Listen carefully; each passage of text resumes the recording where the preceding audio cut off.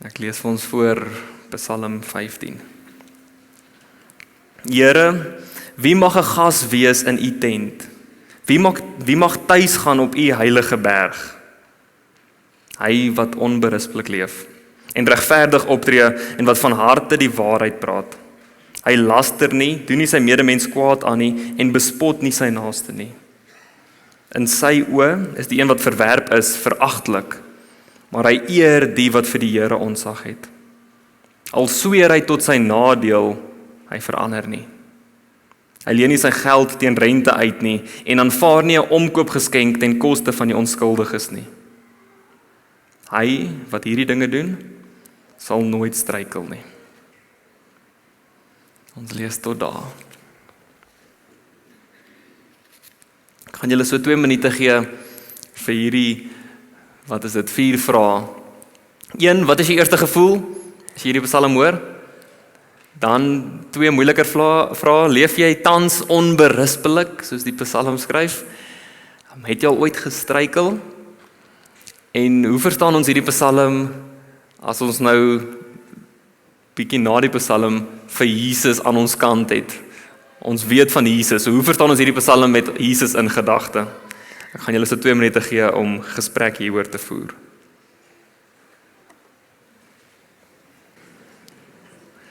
Ok, as julle nog nie uitgepraat is nie, ek beloof na die erediens gaan julle nog minder uitgepraat wees, sodat julle genoeg om oor te gesels vir die week wat voor lê.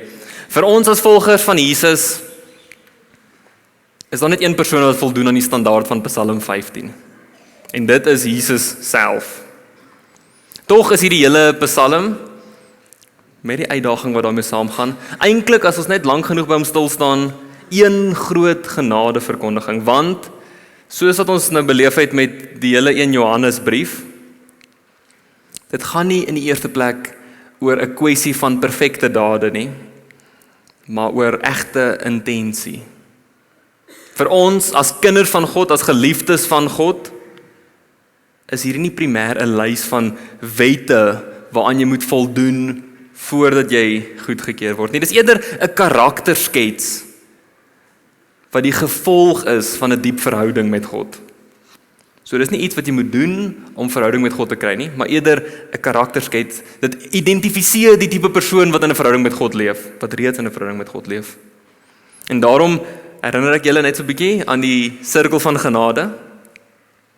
Die punt is nie dat ons Psalm 15 mense moet wees sodat God vir ons kan lief wees nie. Dit gaan baie meer daaroor dat God ons eerste lief het.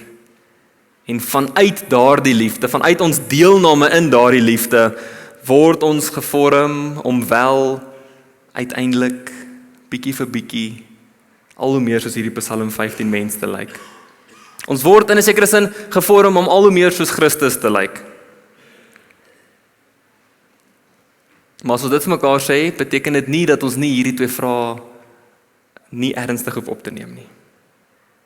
Maar as ons die vraag dan wel lees, begin ons die antwoord nie by wat moet ek doen nie, maar ons begin die antwoord by God se liefde. Here, wie mag 'n gas wees in u tent? Wie mag tuis gaan op u heilige berg? So, alhoewel ons konteks so bietjie verander van die mense wat hierdie Psalm die eerste keer sou sing, hulle sou dit waarskynlik sing as 'n tipe van 'n pelgrimslied op pad na die tempel toe, maar nou moet jy hoor, hulle sing dit nie, Here, wie mag, dit is nie 'n morbiede liedjie nie. Dis nie eers eintlik in 'n sekere sin 'n skuldbelydenis tipe lied of Psalm nie.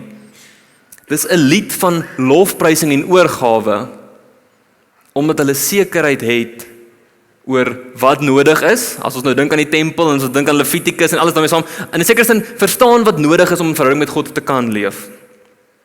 So ons konteks verskil so bietjie, maar vir ons bly dit dalk meer nog, die kern hiervan, die waarheid hiervan, net so seker. Ons het nou natuurlik die voorreg om vir Jesus te ken. Ons weet dat Jesus self die weg, die waarheid en die lewe is. En ons weet ook dat ons deur Jesus, in verhouding met Jesus, deur Jesus se verlossing en versoening in Christus 'n lewendige verhouding met die Vader kan hê. So, om dit eintlik eenvoudiger te stel, Jesus was waardig om 'n gas te wees in die tent van die Here. Jesus het tuis gegaan op die berg van die Vader. En omdat Jesus as mens waardig was daarvan, kan ons ook saam met hom in Christus elke oomblik saam met God teenwoordig wees. In Christus mag ons ook by die Here tuis gaan en tuis wees. Nou so goed en so wonderlik en so onverdienst as wat dit nou ook al is, moet ons hierdie twee vrae ernstig opneem. Here, wie mag 'n gas wees in u tent, of wie mag tuis gaan op die heilige berg? En dan verstaan ons nou dat hierdie Psalm nie in die eerste plek 'n kwessie is van wie is voldoende vir 'n toegang tot God se teenwoordigheid nie. Bly daar tog in hierdie pelgrimslied 'n element van die house rules, die huisreëls van God se teenwoordigheid. Hoekom? Want God is uiteindelik heilig. En daarom behoort ons in hierdie liefdesverhouding, waar ons reeds aanvaar is en reeds kinders van God is, eintlik uit dankbaarheid tog te probeer wees soos wat God is. Wees heilig, want ek, die Here jou God, is heilig. Daarom moet ons nog steeds iets van hierdie heiligheid nastreef. En hoe doen ons dit? Wel, Psalm 15 kom gee vir ons 'n klomp house rules. Ons werk met die vraag, en dan is die hoofantwoord eintlik vers 2. Hoe is ons waardig? Ons is reeds waardig in Christus, maar hoe lyk die house rule agter dit? Deur onberispelik te leef, regverdig op te tree en van harte die waarheid te praat. Basies, om eg en opreg binne die liefde en geregtigheid van God te leef. Eg en opreg is die kernwoorde hierso. Want die Hebreëse woord wat gebruik word om onberispelik te vertaal, gaan nie oor volmaaktheid of oor perfeksie buite ons bereik nie. Dit is 'n kwessie van doelbewuste keuse. Ons beste poging om saam met God in die lig te wandel. Ek wil vinnig dalk 'n onnodige storie deel, maar wanneer Bybelvertalers besig is met die Grieks en die Hebreëus, en veral as dit nou nog Bybelvertalers is, wie se hoofdoel eintlik swaalf sendingvelde is, mense wat nog nooit van Christus gehoor het nie, mense wat dalk op verskriklike vreemde plekke bly, wat nie noodwendig baie van die beelde van die Bybel kan verstaan nie, dan raak die Bybelvertalers nogal kreatief om die Hebreëus te vertaal, nie noodwendig letterlik, okay, daai Hebreëus is hierdie Afrikaanse woord nie, maar om eerder swaalf die konsep of die intensie oor te dra.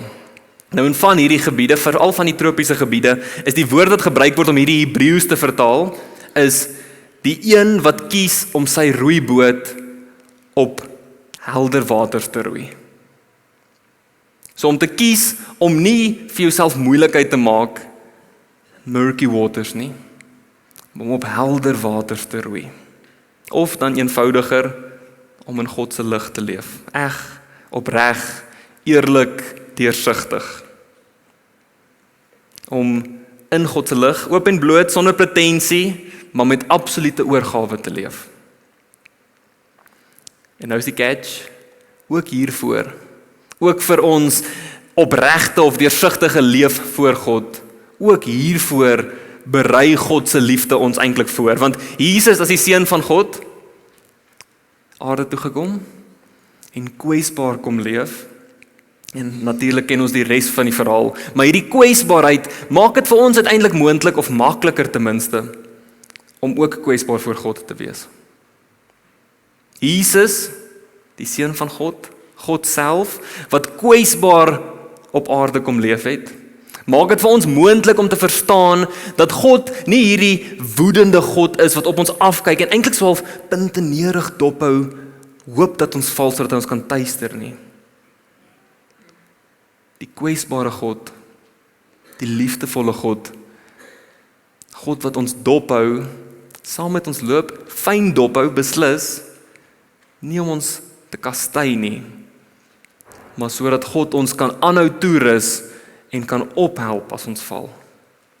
So omdat ons iets van hierdie kwesbare God se liefde verstaan, maak dit tog vir ons makliker om kwesbaar te wees. Dit maak dit vir ons makliker om uiteindelik in God se liefde en lig te leef.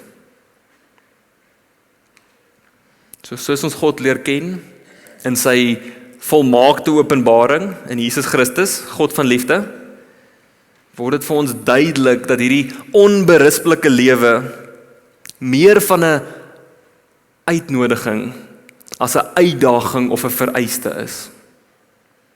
Kies om oop en opreg en eg in verhouding met God te leef en te loop.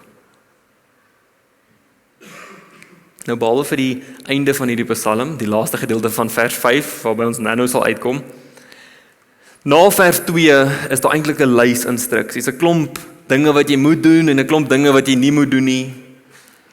En as ons elke huisreël nou bekyk, wil ek hê jy moet dit self bekyk met een ding in gedagte. Dalk sou mens kon sê dit is die omdat versus sodat. Ons behoort, soos hierdie Psalm voorskryf, te leef omdat God ons reeds liefhet en dit vir ons moontlik maak. Nie sodat God ons sal lief hê nie. So as ons dit deurwerk, onthou hierdie omdat en sodat in jou agterkop. As ons na vers 3 kyk, hy laster nie, doen sy medemens nie kwaad aan nie en bespot nie sy naaste nie. Nou hierso gaan die lastering nie in die eerste plek oor godslastering nie. Vers 3 gaan in die geheel daarvan oor die manier wat ons medemens, ons naaste hanteer. So, laster het te doen met naamskending, wat eintlik eenvoudig beteken dat as daar 'n klomp stories na jou kant toe kom wat mense sê oor ander mense, dan moet dit by jou stop. So om nie al hierdie stories en al hierdie opinies en al hierdie idees wat ons oor ander mense het aan te pas nie. Natuurlik moet jy ook nie kinderstories begin nie. Maar dit is nie genoeg om nie kinderstories te begin nie. Jy moet eintlik, as iemand begin skinder, moet jy eerder wegloop. Nou weet ek, dis nie so maklik nie. Ek weet nie wie van julle ooit Sims, die speletjie gespeel het, op rekenaar of so nie. Ek het nou uit die aard van die saak redelik. En as jy maatjies wou maak op Sims, die beste ding wat jy kan sê vir jou mannetjie om te doen is gossip, gossip, gossip. Na 4 gossip sal daai persoon jou date ongeag of hulle voor dit van jou gehou het of nie. So ons almal is baie skuldig daaraan, ons hou van kinderstories. Maar om doelbewus te kies om nie daaraan deel te neem nie. Om nie allerhande opinies en stories oor mense aan te pas nie. Om nie die stories wat by jou aankom van 'n derde party oor 'n klomp mense te glo nie. En dan verseker ook om nie kinderstories te begin nie. Die res van die vers vat dit eintlik mooi saam. Wees die persoon wat jou naaste is, elke medemens, lief soos wat jy jouself het, deur hulle belange, werklik hulle belange op die hart te dra, en hulle nie in woord of daad, direk of indirek, skade te berokken nie. Hê jou naaste lief soos jouself. Vers 4 se eerste gedeelte. In sy oë is die een wat verwerp is, veragtelik, maar hy eer die wat vir die Here onsag het. Vers 4 skuif die fokus 'n bietjie weg van interpersoonlike interaksies en verhoudings en bring ons eintlik, ons sal dit nou sien, eintlik by lojaliteit uit. Sien, eer en skande in die antieke wêreld was 'n baie groter ding as wat dit vandag is. Om die waarheid te sê, eer in die antieke wêreld het meer beteken as wat geld vandag beteken.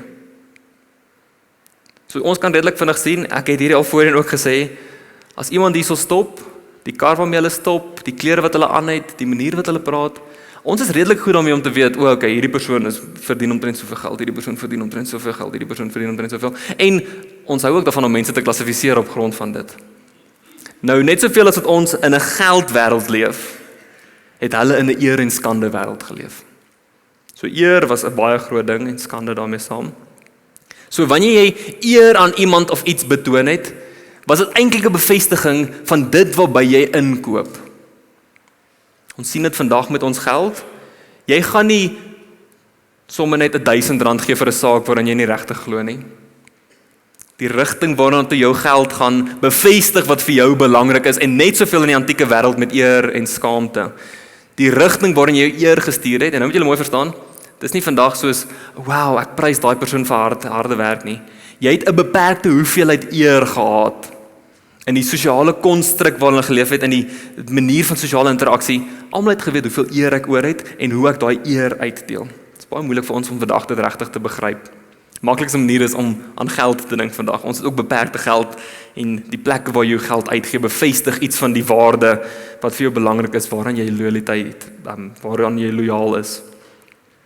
So wanneer jy in die antieke wêreld iets geëer het, wat eintlik teen God se wil was, iets wat verwerp is, dan het jy eintlik gesê, ek is loyaal aan hierdie saak. Dis waar my fokus is. Nou die beginsel hierso is nie dat ons mense wat teen God se wil optree, moet gaan skade berokken of aandoen of kastei nie. In elk geval, as dit is wat jy doen, 99% van die tyd gaan dit uit 'n plek van ego kom en nie uit 'n plek van toegewydheid tot God nie. Die punt is eerder dat ons moet baie seker maak dat jy met die volheid van wie jy is, met alles wat jy het en alles wat jy besit, in jou kuier, in jou werk, in jou gesinslewe, oral, om seker te maak dat dit wat jy dink en doen, jou loyaliteit aan God bevestig. Of nie. Dan sien ons verder in vers 4, al sweer so 'n persoon tot sy eie nadeel, hy verander nie. So beweeg ons van loyaliteit na betroubaarheid. Is jy net loyaal wanneer dit gemaklik is? Of bly jy loyaal wanneer dit werklik iets van jou vra? Dit bring ons eintlik maar weer by die egte en opregte verhouding met God. Is jou betroubaarheid en loyaliteit aan God net 'n oppervlakkige loyaliteit wat eintlik maar staan en val by dit wat jy van God kry? Of is jou loyaliteit, jou betroubaarheid, jou verhouding met God 'n verhouding waar jy werklik saam met God so loop en werklik jou eie kruis dra? Want ons moet maar eerlik met mekaar wees. Ek het toevallig die week wat verby is 'n lofprysing, as jy dit wil noem, lied gehoor, waar die ou op 'n stadium sing, Jesus wat my kruis kom dra het. En nêrens as ek die Nuwe Testament lees, kom sê dit dat Jesus jou kruis kom dra nie.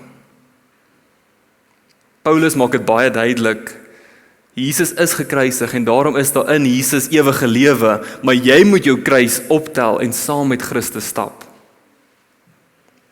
Dit gaan nie 'n maanskyn en rose gemaklike pad wees nie.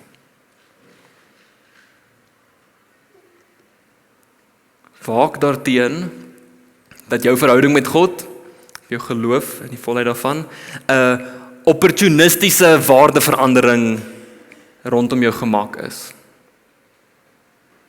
Wees seker oor dit, oor die God aan wie jy loyaal is, en bly daarby, selfs wanneer dit moeilik gaan. Hou by jou woord, met die aanname dat jou woord is om God se woord te erken en te bely. Dit bring ons dan by die laaste vers. Hy leen nie sy geld teen rente uit nie en aanvaar nie 'n omkoopgeskenk ten koste van die onskuldiges nie. Nou ek besef, toe ek hierdie ook gelees het, dit voel vir ons vreemd. Ons leef in 'n wêreld met banke en met lenings, alles tussenin. So om die fokus hierso te verstaan, moet ons regtig verstaan hoe lenings in die antieke wêreld gewerk het. Mense het nie geld geleen om besighede te begin, of om nuwe karre te koop, of dalk om te gaan studeer nie. Wanneer iemand geld geleen het, was dit uit en uit gewees vir oorlewing. Ek het nie vanaand kos vir my huisgesin nie, kom ek gaan leen geld by iemand dat ek kan gaan kos koop, of kom ek gaan leen kos by iemand. So as die psalmdigter hierso kom sê dat ons dat hierdie opregte en egte persoon, hierdie Psalm 15 persoon, nie geld teen rente moet uitleen nie. Kom sê hy basies, moet nie iemand uitbuit wat in hulle desperaatheid na jou toe kom vir hulp nie.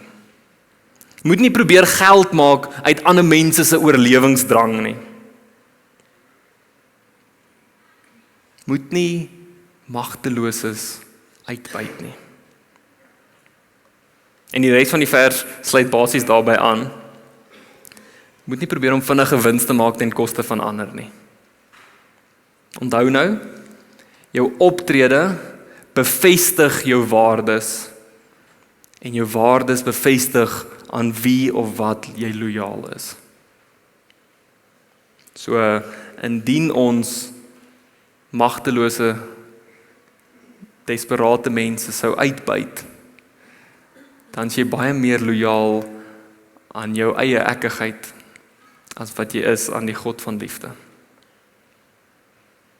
Nou om dit bietjie meer te laat insink, bring ek ons vinnig terug by die genade sirkel. Eerstens aanvaarding, dan vernuwing, dan identiteit, dan vrug dra. Maar ons sou hom kon omkeer, nie om weer by die sirkel van werke uit te kom nie, maar kon omkeer in die sin dat die vrugte wat jy dra, bevestig jou identiteit. Ek is nie baie goed met plante en so aan nie, maar as daar appels aan 'n boom is, gaan ek aanneem dis 'n appelboom. So die vrugte wat jy dra, is 'n bevestiging van die identiteit. En jou identiteit is 'n bevestiging van wat of wie in jou aan die werk is. En die manier waaraan jou verandering gebeur, is 'n bevestiging van die feit dat God jou eerste lief het. Ek hoop die onderskeid is duidelik. So ons probeer nie om hierso rework dat ons eintlik net weer met 'n sirkel van werke sit waar jy vrug moet dra om God se aanvaarding uiteindelik te kry nie. Nee, begin by God se aanvaarding. God het ons eerste lief, dan vorm hy ons is sy kinders en omdat ons sy kinders is, dra ons vrug. Maar aan die vrug kan ons tog sien wie sy kinders is. Dit is 'n bevestiging meer as 'n verdienste tipe ding. Nou so ook met hierdie Psalm, weer eens lê dit meer op 'n vlak van omdat as sodat. Ons tree onberispelik op omdat God ons reeds liefhet en omdat ons deur God se genade en deur die werking van die Gees in staat gestel word om iets van hierdie onberispelike lewe te kan leef in ons deelname aan God se liefde. Ons leef nie onberispelik sodat ons God se liefde kan verdien nie, want dit sal ons in elk geval nie kan regkry nie. Uit ons eie uit is hierdie onberispelike lewe en die manier wat hy uitgepak word vir ons onmoontlik. Maar, en dit gaan ons nou by die laaste gedeelte van die Psalm bring, waar ons nou wel eg en opreg in verhouding met God leef, op pad is saam met God, is daar vir ons 'n groot beloning. Hy wat hierdie dinge doen, sal nooit struikel nie. Ons gaan nou nog 'n laaste keer praat oor die omdat en die sodat, maar voordat ons daar uitkom, moet ons net eers hierdie beloning waardeer. Die wat eg en opreg God se liefde aanvaar, toelaat dat God se liefde jou vorm, deelneem aan God se liefde, tot op 'n punt waar jy wel vrug dra. Die wat so in verhouding met God leef, sal nooit struikel nie. Die beeld wat hierso geskets word, is tereg 'n beeld van 'n boom wat stewig geplant is. En te midde van die stormwinde en die woeste winde en die chaos bly staan. Standvastig. Onwankelbaar. Sonder struikel. Iemand wat afhanklik, eg en opreg in verhouding met God leef, sal nie struikel in die wêreld van chaos en teenspoed nie. Nou hierdie standvastigheid het net soveel te doen met ons lewens nou, as wat dit te doen het met ons ewige redding en verlossing. In verhouding met God kan ons onwankelbaar leef. Met ander woorde, ons sal leef nie as 'n gas nie, maar as 'n inwoner in die nabyheid van God. In God se tent, op God se heilige berg, in God se teenwoordigheid. Dit bring ons dan by die laaste omdat en sodat. Met die voorreg wat ons het om vir Jesus te ken, weet ons, begin altyd by God se inisiatief. Jesus het hierdie dinge in Psalm 15 reeds kom doen. Jesus het nie gestruikel nie. En daarom, in verhouding met Christus, in Christus, het ons onvoorwaardelike toegang tot die liefde van die Vader. Met Jesus as ons verlosser word, die omdat teenoor die sodat van die Psalm eintlik net versterk. Die pelgrims sou dit reeds verstaan het as 'n omdat eerder as 'n sodat. Maar met Jesus word dit versterk en bevestig dat ons wat in God se heiligheid leef, hoegenaamd nie is omdat ons iets regkry of iets goeds doen nie. Maar omdat God dit so gewil het deur ons eers te lief te hê.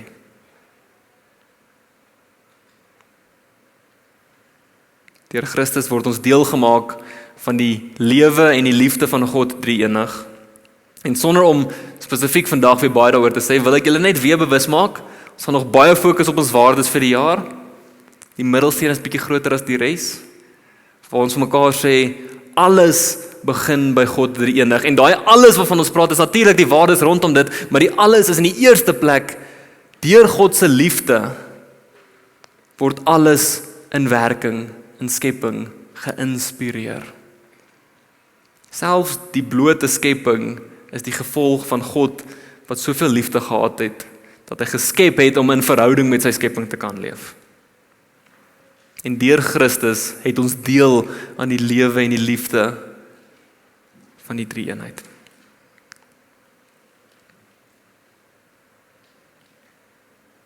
So ons sluit dan af weer met die twee vrae aan die begin van Psalm 15. Here, wie mag 'n gas wees in u tent? Wie mag tuis gaan op u heilige berg? Antwoord: waar ons God se liefde besef en aanvaar en daaraan deelneem, sal ons die lewendige Here, die liefdevolle Here ontmoet. Die God wat in absolute liefde altyd teenwoordig is. Lank voordat ons onberispelik leef, lank voordat ons naaste liefde toon, lank voordat ons lojaal aan God leef. God is liefde. God het jou reeds lief. Kies om dit te aanvaar. Dit sal jou lewe verander. Soveel so, dat jy anders gaan begin leef. Al hoe meer soos Christus. Amen. Kom ons bid saam.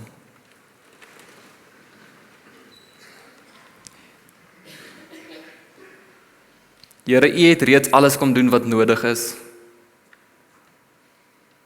U het reeds vir ons 'n weg kom baan, 'n pad kom maak, om saam met U te kan stap.